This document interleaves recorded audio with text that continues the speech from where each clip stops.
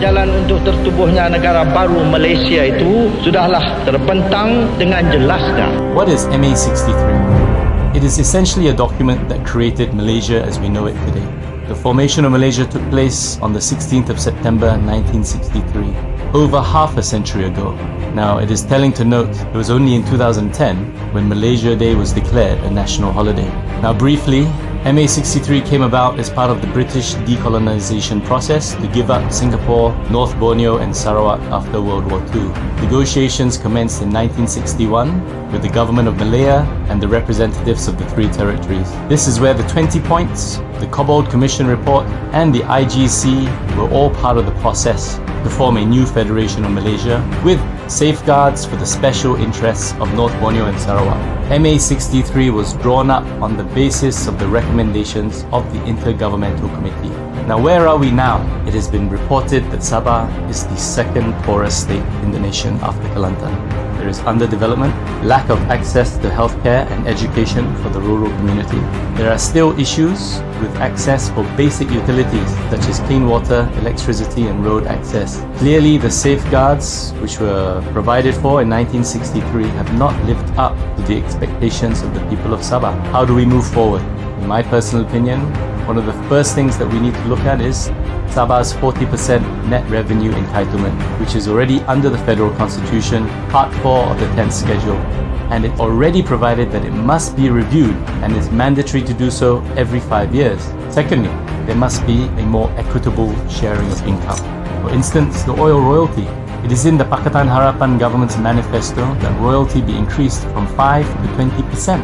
We have it recorded that Petronas made a profit after tax in excess of 55 billion ringgit for the year 2018. Now, how much of that was derived from Sabah must be disclosed. There has to be transparency in the process. I'm aware that there is a good legal basis to impose sales tax on oil derived from Sabah, which can provide additional revenue if the royalty is not increased from 5%. But this is based on the assumption that the continental shelf belongs to Sabah and that oil is being derived from the continental shelf by Petronas. Past experience indicates that the Sabah government needs a lot of funds to jumpstart economic activities which benefit the ordinary people, especially in the rural areas where poverty is still rampant and the literacy rate is low. The state government needs funds to finance much needed infrastructure development projects which are not funded from federal sources, such as the construction of rural roads. I have reasons to believe that if funds which belong to Sabah had been retained by Sabah, the state will not be in a situation it is now. Many poor people living in a rich state. The state government needs to continuously strengthen, broaden, and diversify its sources of revenue. The 40% net revenue, which rightly belongs to Sabah, goes a long way towards the achievement of this objective. It is therefore important for the federal government to return to Sabah the 40% net revenue which belongs to Sabah. Sabahans have been shortchanged for far too long. This makes a lot of Sabahans feel that Sabah is being colonized by Malaya. Sabahans expect the new Pakatan Harapan government to be fairer and more receptive and accommodative to the legitimate rights and demand of the state government. Having regard to the current financial constraints of the federal government, it should give a time frame for the payment to be made in respect of the areas. As for the current 40% net revenue being collected, it should be diverted to Sabah immediately, whilst the federal government takes 60%. In other words, Sabah should collect the 40% net revenue due to Sabah at source. It saves the federal government the trouble of collecting 100% only to return 40% to the Sabah government later. The excuse of not enough money to pay Sabah does not arise since the money is being collected Anyway, Sabah was promised 20% oil royalty should Pakatan Harapan form the new government. The Pakatan Harapan government has now been in power for over a year. It is now high time for the promise to be honored. There is no excuse for not being able to honor this pledge since oil and gas are being extracted from Sabah. Kita memerlukan kekuatan politik.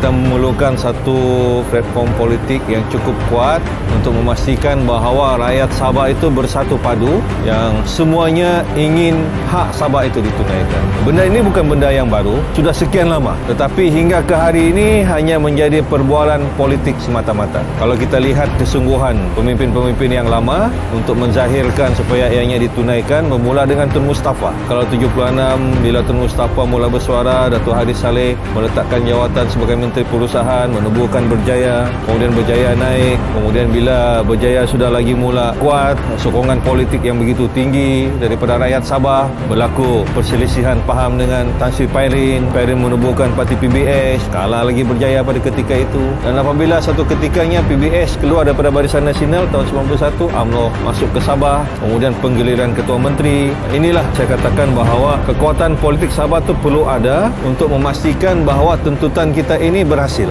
Jadi hari ini saya yakin dan percaya di bawah pemerintahan Ketua Menteri kita, Datuk Seri Muhammad Safi Haji Abdal, beliau konsisten dan sentiasa menyebut bahawa keperluan rakyat Sabah untuk mendapatkan lebihan peruntukan, untuk mendapatkan hak 40% tunai daripada hasil Sabah sebelum ini yang ada dalam Perlembagaan Persekutuan dapat ditunaikan. Sebagai anak Sabah, tuntutan kita untuk melaksanakan keseluruhannya apa yang dijanjikan dalam agreement Perjanjian Malaysia tersebut ditunaikan oleh Kerajaan Persekutuan, yang hasilnya adalah untuk keperluan rakyat di Sabah. Dan saya yakin bahawa kita menyuburkan proses demokrasi, masing-masing mempunyai hak untuk menguasai mana-mana parti, tetapi apabila sampai kepentingan negeri Sabah, apabila sampai kepada kepentingan untuk kita mendapatkan hak kita, bila sampai untuk kita mendapatkan apa yang telah dijanjikan selama ini, maka mari kita bersatu hati, satu tekad untuk memastikan bahawa hak Sabah, hak orang kita, hak negeri Sabah akan dapat ditunaikan pada masa-masa akan datang dan juga pada masa-masa yang sekarang ini.